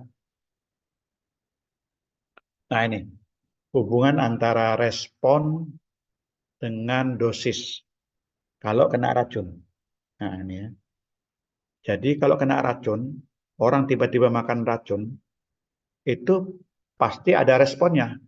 Yang paling gampang kita lihat kalau racun yang kita banyak itu bisa meninggal, biasanya dia apa ya? Kalau bahasa Jawa itu kejet-kejet, kejet itu apa ya? Kalau mau mati itu badannya gerak-gerak kencang yang nggak beraturan gitu ya, aneh. Nah, gitu. Nah, orang Jawa bilang kejet-kejet. Bahasa Indonesia-nya apa ya? Nah, itu. Jadi, kalau kita lihat gambar seperti ini kan garis bawah itu dosis. Kita kasih dosis 0 sampai di poin 1 ini. Nah, ketika kita kasih poin dosis 0 sampai 1, itu nggak ada efek terhadap ada respon. Jadi misalnya kita kita minum cyanida nih. Nah, itu. Nggak apa-apa. Kenapa? Konsentrasinya 0,000001 mikrogram misalnya. Kan terlalu kecil. Udah kita minum, tapi nggak apa ya. Kan itu tadi. Nggak efek ya. Tapi konsentrasinya itu kecil sekali. Nah, itu kita bandingkan dari 0 sampai 1. Nah, 0 sampai 1 itu tidak ada respon. Tapi apa yang terjadi dari titik 1 atau 1 ke 2 atau 2 ke 3 dan seterusnya. Nah, ini. 0 sampai 1 nggak ada masalah. 2 sampai 3 terjadi linear. 2 dan 3 itu linear. Tapi 0,1 dia naik tajam. 2, 3 linear. Apa artinya? Kalau kita kasih konsentrasinya itu meningkat, maka responnya makin meningkat.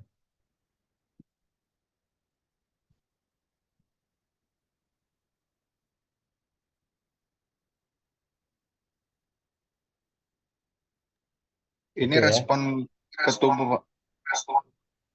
Respon dari efek dari kita kena dosis. Misalnya badan kita makan racun. Responnya itu kejat-kejat. Apa bahasa kejat-kejat itu? Kejang-kejang. Kejang-kejang. Nah, ya kejang-kejang.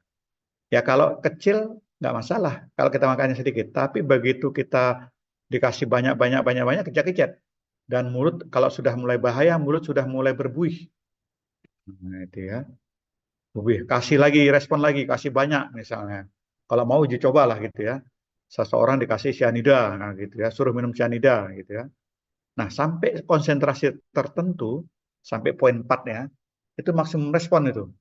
Sampai poin 4 itu, nah itu maksimum, wah itu luar biasa itu. Orang kena racun ada yang sebentar langsung mati, ada yang setelah 2 hari baru mati, ada yang 5 hari nggak mati, 6 hari nggak mati. Ya, ada juga, karena konsentrasinya rendah. Tapi ada yang langsung mati, tergantung daripada jenis racunnya juga. Kalau racunnya itu seperti cyanida atau apa itu yang si Munir waktu ke Jepang mau ke Belanda itu racunnya krom kalau nggak salah saya itu ya. Lupa saya. Nah, itu. Nah, sampai ke titik 4 ini dia respon itu wah luar biasa seperti ini. Nah, naik tajam terus sampai ke titik 4 berhenti dia. Apa kira-kira? Kenapa dia berhenti di titik 4 itu? Kenapa kita berhenti? Karena ya setelah titik 4 yaitu nggak bisa apa-apa karena di titik 4 ini udah mati orangnya. Begitu udah mati kan misalnya mati ke bawah ini dosisnya 5 miligram misalnya. Kalau kita kasih 6 miligram nggak ada gunanya. Orang 4 miligram udah mati kok. Ngapain kita uji coba ke 6 miligram pasti mati juga. Kan begitu. Maka data ini sudah nggak ada lagi. Nah, berhenti ya di sini. Nah, gitu kan. Jadi kalau kita perhatikan ya dari ini misalnya ini ini kita tarik garis garis.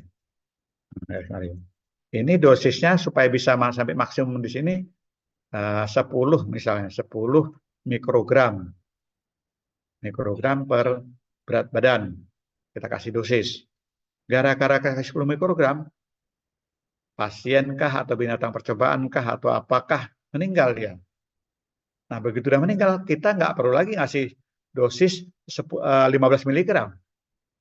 Nggak perlu kasih untuk ngecek mati apa enggak.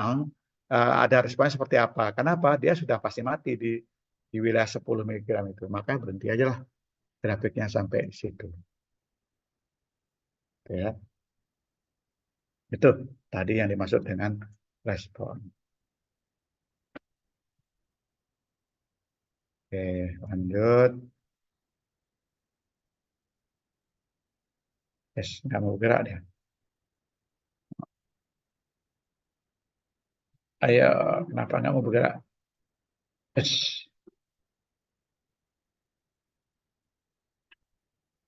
Hang ya.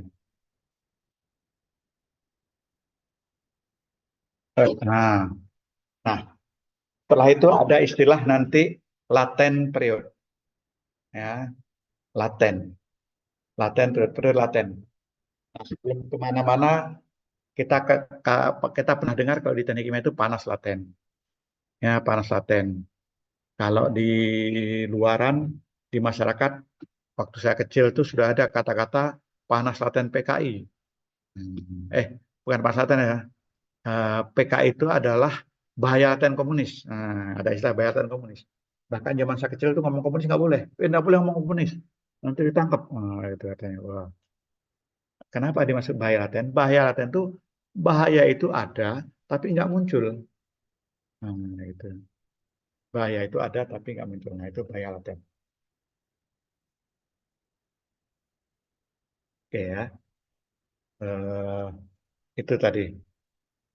The latent period adalah the period of time between exposure to an injurious agent and the observation of the effect. Jadi dia periode laten itu kalau kita kena racun ke dalam tubuh kita, itu walaupun besar itu biasanya nggak langsung muncul dampaknya itu. Karena dia lagi berkembang biak kemana-mana. Sampai suatu titik ya orang mengatakan begitu kena dampak tadi itu, kena dampak bahan kimia bisa mati. Yang mati yang paling gampang ngeceknya. Jadi latent period itu the period of time between exposure itu mulai kena to an injurious agent sampai dia mengalami perubahan observation of an effect, ada dampak efek itu. Nah, itu periode itu termasuk kita kadang mandi hujan. Itu setelah mandi hujan nggak langsung sakit.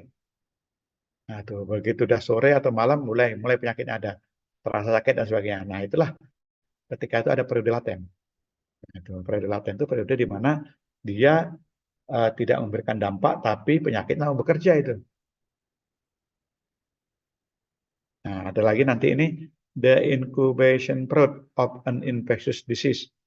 Berikutnya refers to as undulatory period of disease. Nah, apa sih incubation period of disease?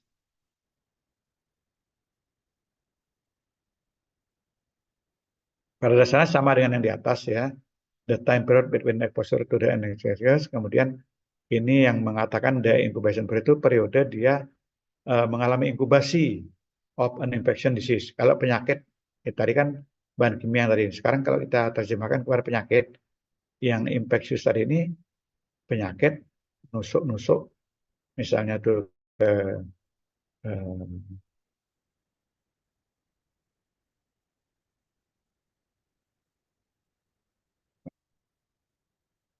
ya, jadi balik the incubation period of the infectious itu, jadi periode dia kena sampai dia timbul penyakit. Kalau ini penyakit yang infeksius. Ada lagi yang refer to as latency period of disease, period laten. Jadi kembali lagi saya ingin mengatakan apa itu laten ya.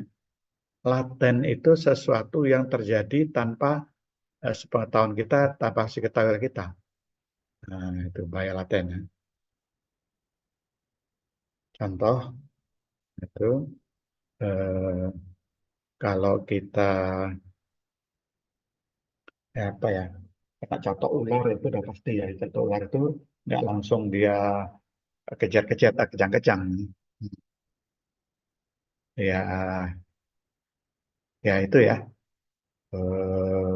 Contohnya tadi itu kalau penyakit di tempat, kalau di tempat kerja itu biasanya penyakitnya itu penyakit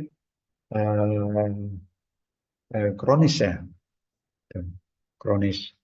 Jadi hari ini kena, besok kena, misalnya hari ini menghisap solpen, besok solpen, tiap hari solpen. Mungkin setahun pertama, 2 tahun pertama aman-aman aja. 5 tahun kemudian, apalagi kalau sudah tua, nah ini dampak daripada bekerja yang berurusan dengan solpen.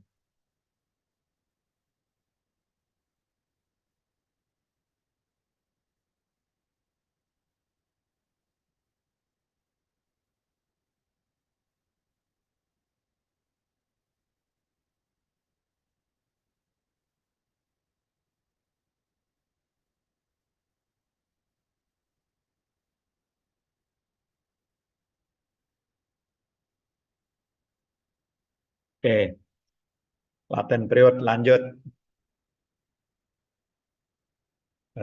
Laten period lanjut. Wah, ini masih ada. Toksikologi and occupational health safety standar. Nah, ini yang paling penting ini ya. Jadi, yang kaitannya dengan kita itu, kita harus tahu betul yang ini. Faktor influencing toxicology of chemical. Bagaimana sih chemical itu bisa masuk dalam tubuh kita tadi itu? Itu. Nah, ini yang kaitannya dengan kita itu ini. Yang lain-lain sudahlah pelajaran orang-orang ilmu-ilmu toksikologi ya. Tapi bagaimana mereka itu bisa masuk, bahan kimia itu masuk ke kita. Nah, ini gitu kan. Jadi faktor yang mempengaruhi toksikologi of chemical itu ini. Ya. Chemical itu bisa masuk dalam tubuh kita dengan berbagai cara. Dengan berbagai cara itu akan membedakan juga bagaimana meremedinya atau bagaimana mengobatinya. Nah, itu.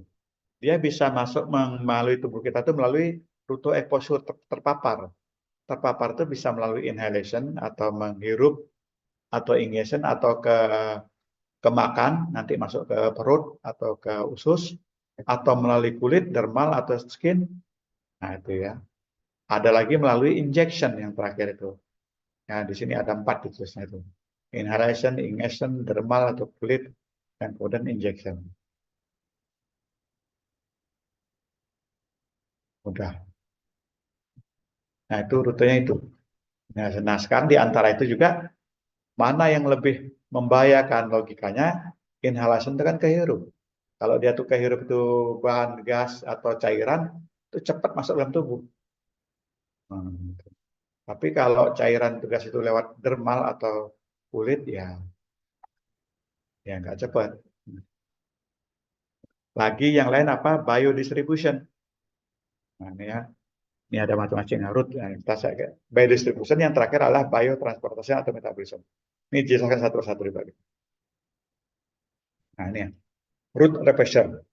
Rute exposure itu ingestion, inhalation, dermal, dan lain-lain. Kalau kita perhatikan dari typical effectiveness of root exposure, Dia inhalation tuh lebih eh, nggak lebih racun kan bahaya ya, tapi dia lebih jinak. Kalau dia inhale menghirup yang membahayakan, bahaya.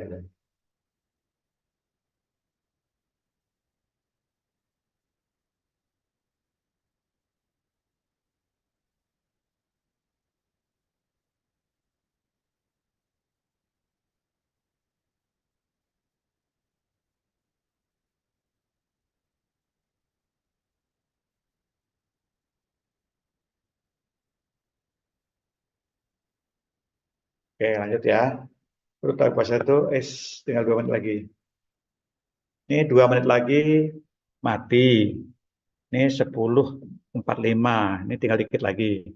Mendingan sekarang ya, saya stop screen, ya, stop screen. Nanti kita masuk lagi dan kita akan selesai nanti di jam 11.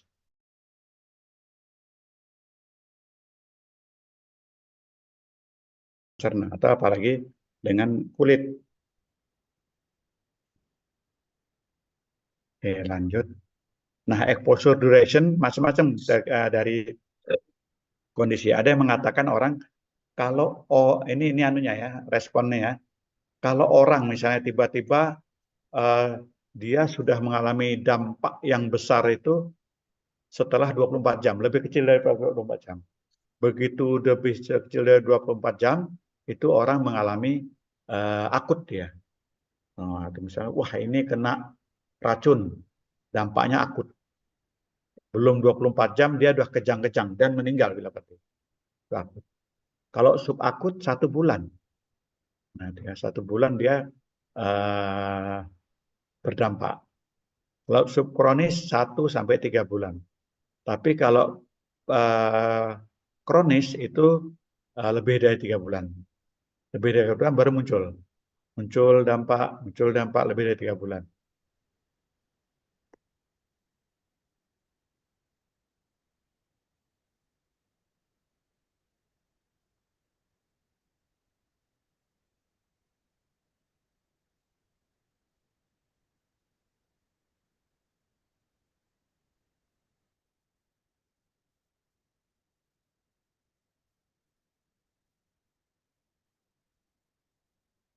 Oke, lanjut ya. Nah, biodistribution. Tadi kan saya jelaskan uh, rutenya itu bisa rute exposure terpapar melalui inhalation dan sebagainya. Tapi ada lagi melalui biodistribution. Nanti satu lagi ada biotransformation. Apa itu biodistribution? Nah, kita lihat di sini ya. Biodistribution. Jadi biodistribution adalah the process in which, the process in which a chemical agent atau bahan kimia itu melakukan translocated through the body. Nah, misalnya masuk tadi itu ke tubuh kita. The blood carrier the agent to and from its site of action, storage, deposit, organ transformation, and organ elimination. Misal, darah dia kebawa ke jantung. Nah, jantung bawa ke hati dan seterusnya. Nah, itu terdistribusi dia. Terdistribusi ke segala arah. Nah, itu bahaya. Nah, ini katanya. Distribution may change over the time. Bisa jadi distribusinya itu terus-menerus. Kenapa? Darahnya kan bergerak terus. Nah, laju pergerakan darah itu tergantung daripada blood flow alirannya. Kalau darahnya nggak alir ya sudah nggak apa namanya nggak kemana-mana. Kemudian karakteristik daripada toksikan, nah itu lagi ya. Yang kedua faktor daripada karakter daripada toksikan itu sendiri. Kalau toksikan itu sendiri dibawa oleh darah gampang, kebawa kemana-mana kebawa. Tapi kalau dia cenderung berat atau seperti mempunyai karakter seperti logam, dibawa oleh darah nggak kuat, ya sudah sedikit-sedikit ketendangnya, terangkatnya. Darah kan pada dasarnya cairan, dia membawa cairan itu berputar.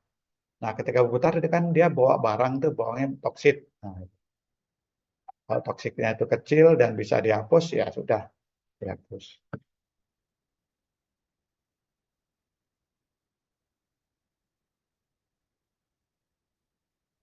Oke, lanjut ya, biodistribution. Yang terakhir adalah biotransformation. Metabolisme atau biotransformation. Nah, ini apa yang terjadi? Jadi, bahan kimia atau toksikan yang masuk dalam tubuh itu dia masuk dalam sistem metabolisme. Wah, ini bahaya ini. Jadi nempel ke dalam tubuh, nempel menjadi bagian daripada protein, bukan hanya biodistribution ya, atau bukan nempel ke dalam usus dinding tubuh kita, enggak. Tapi ini melalui reaksi kimia, ikut terjadi pada reaksi kimia. Nah, itu ya. Ya, jadi pada reaksi kimia dia itu ikut terlibat. Jadi dengan demikian bahan kimianya akan terganggu.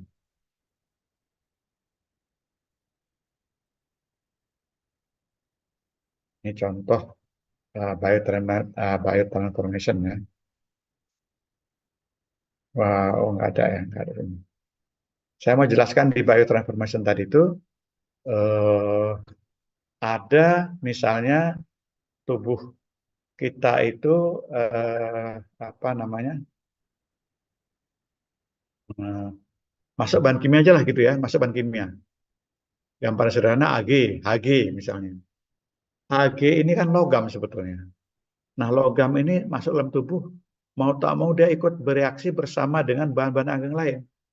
Nah, itu menjadi Ag cyanida, bukan, menjadi Ag aset. Kan apa di dalam tubuh kita itu ada protein. Protein itu misalnya protein glutamin. Nah, itu dia Ag itu nempel ke glutamin. Nah, glutamin berubah menjadi zat lain lagi. Ag pun ikutan. Nah, itu membahayakan.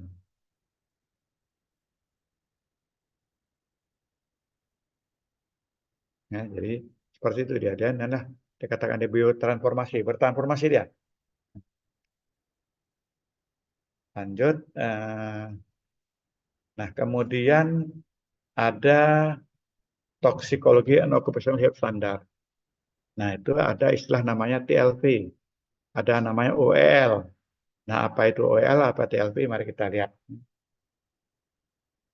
Nah, jadi OEL atau Occupational Exposure Limit itu refer terhadap berapa sih ambang batas yang diizinkan di satu ruangan misalnya. Nah, ini ada Occupational Limit. Apa? Berapa banyak bahan kimia yang ada yang boleh keserap ke dalam tubuh manusia. Gitu ya, yang paling penting. Nah, ada lagi occupational exposure limit yang rata-rata. Ada lagi occupational exposure limit yang tinggi, ceiling. Itu ya. Jadi berapa sih yang diizinkan? Nah, itu ada datanya. Nah, memang datanya itu juga nggak mudah. Nah, itu ada referensinya. Dan itu tiap-tiap tahun ternyata tiap berapa tahun saya lupa 5 tahun sepertinya itu diganti dia referensinya. Ini ada kondisi-kondisi TLV atau kondisi standar kita yang memang diizinkan. Contoh ya, standar-standar yang memang harus dipenuhi. Standar. Ketika kita akan mengecek apa namanya nanti pelajaran ini pelajaran di akhir kuliah sebelum UTS. Itu kita pergi ke satu tempat, ruang lab misalnya. Berapa konsentrasi yang diizinkan di situ? Untuk maksimumnya berada di situ. Nah, dia coba, masih 30, tambahin nggak apa-apa, masih bisa itu. Tapi ada juga yang nggak begitu.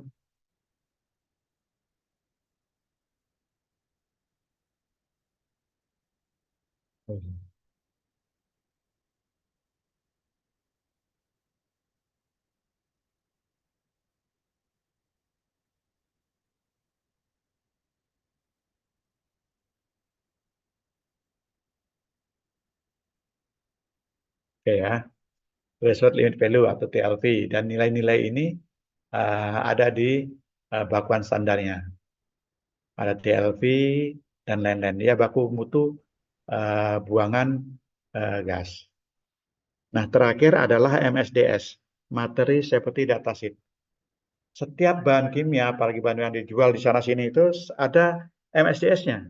Nah, MSDS-nya itu bagian daripada penanganan zat itu. Katakan kita beli asam sulfat, itu pasti ada MSDS-nya. Nah, itu ya. Material seperti datasheet. Bagaimana kita bisa menangani bahan itu dan apa-apa yang perlu kita perhatikan. Nah, dari situ kita bisa menjaga kesehatan kita dan keselamatan kita. Jadi MSDS itu adalah a compilation of information on a particular substance, such as a chemical or mixture.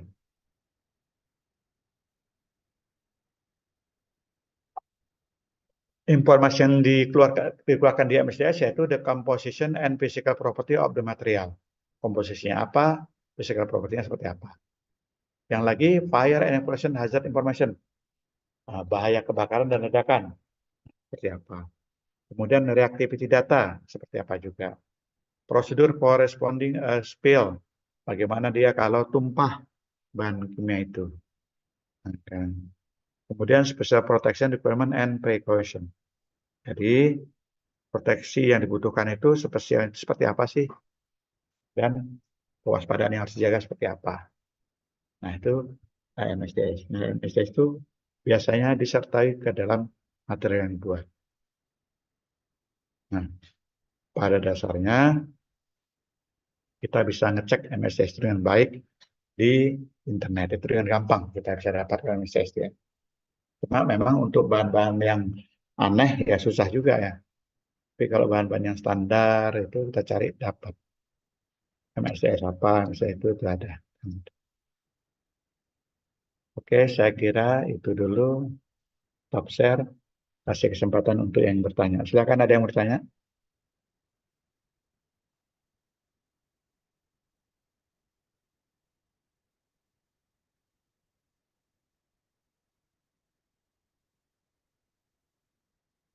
Ada pertanyaan kah? Dari saya belum, Pak. Oke.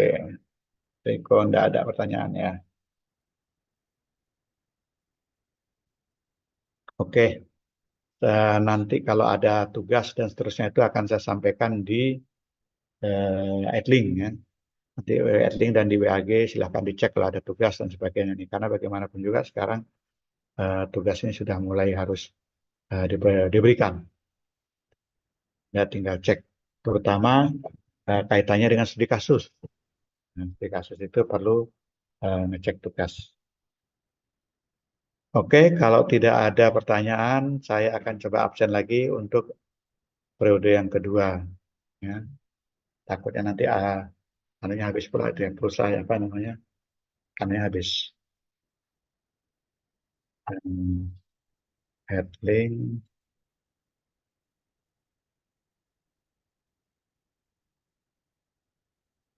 share, screen. Yang ada screen, add link mana add-linknya? Oh, ini dia.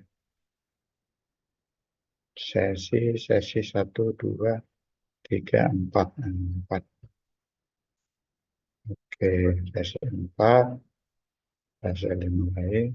Sekarang presensi. Oke, kita mulai lagi ya. Share.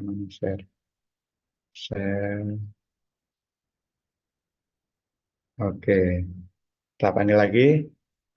Danang Setiawan. Hadir, Pak. Oke. Venesia Widya. Hadir, Pak. Amanda Putri. Hadir, Pak. Amanda. Hadir, Pak. Oke. Febi Evandina. Hadir, Pak. Ini Putri, tadi tidak ada Putri ya. Putri ada sekarang? Hadir, Pak. Tadi nggak ada ya. Muhammad Fikri Aikal. Hadir, Pak. Bulan Andini. Riko ada ya. Hadir, Pak. Teresia Fania ada tadi. Hadir, Pak. Muhammad Ramadan. Hadir, Pak. Nur Aulia Rahman, Hadir, Pak. Muhammad Akil Fadli, Hadir, Pak. Hilmi Haidar Alif, Hadir Pak. Rizky Subagya, Hadir, Pak. Julia Agustina, Hadir, Pak. Marsha Rohadatul Aisy, Hadir, Pak. Ahmed Effendi, Hadir, Pak. Muhammad Gama, Hadir Pak. Mega Koirunisa, Hadir, Bapak. Mauriel Marsha, Hadir, Pak. Regiska Kurnia Anissa, Hadir, Pak. Fauziah, Hadir, Pak. Yulianti, tadi izin, Maulana, Hadir Pak. Muhammad Fakri, Hadir, Pak. Hilmi Daffa, Hadir, Pak. Muhammad Rizky Maulana, Hadir Pak. Royson, Hadir Pak. Chandra, Hadir, Pak. Mustika, Hadir, Pak. Fadilah Mutia, Hadir, Pak. Ribda Alivia,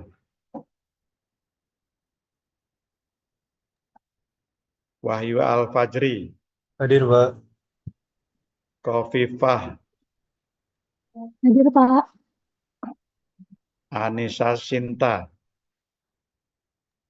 Hadir, Pak. Ulangi terakhir, Ribda Alivia. Nggak ada ya? Oke, satu orang nggak ada, satu orang izin. Saya. Sampai jumpa lagi minggu depan. Minggu depan kuliah, berikutnya lagi UTS. Ya. Terima kasih. Oke, saya akhiri. Wabillahi taufiq. Assalamualaikum.